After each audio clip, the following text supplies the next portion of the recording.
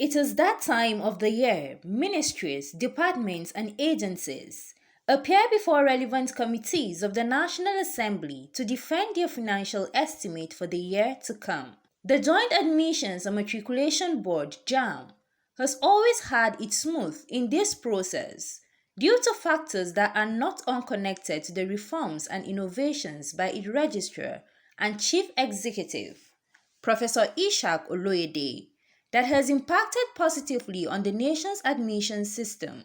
The session, however, was not a smooth ride for the JAMB delegation, as the lawmakers took turns to ask relevant questions, bordering on the discharge of its mandate as a regulator in the education sector. Because in terms of the various items on your overhead expenses, I could see that, well, as much as we don't say that you have huge amount of 11 million per annum for burial. I don't know why this is correct. You stopped involving this committee in monitoring of the JAMB CBT this last year. Why? I join my colleagues to commend your work in JAMB in the few months you've taken over, which reflects your performance in the past. Like we've been saying. Responding to some of the questions, JAMB Registrar Prof Ishaq Oloyede explained the motive for introducing the Central Admissions Processing System, CAPS. Those of us who are Nigerians, we will feel unhappy when you talk about data, gross enrollment ratio for the country. You can't determine, you can't do this. Why? Because even the matriculation, which is the entry to the university system, is not properly controlled.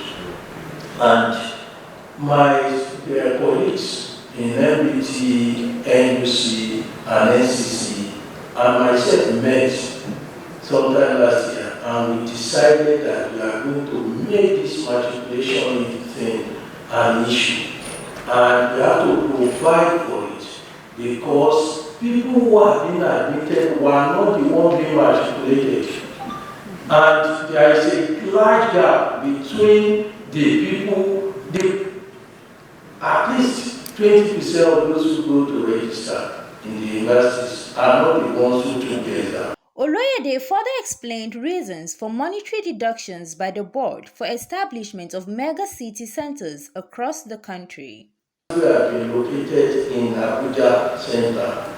We will have just leveraged on the infrastructure that you have for talk of our IT. But the last line to Abuja, to Wari from Abuja, is more costly and less effective than from Abuja to all other parts of the country. And that's why we must thank you that you graciously and the federal government graciously approved that we create a center within Abuja, for which we have been setting aside 2 billion in the last 3 years.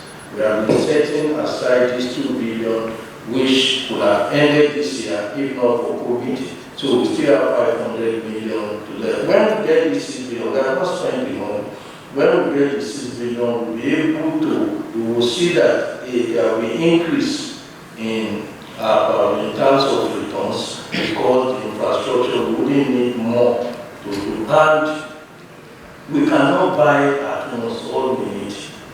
We buy computers because we have 700 CBT centers across the country.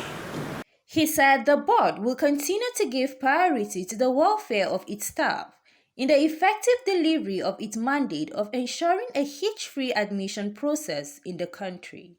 CNA News.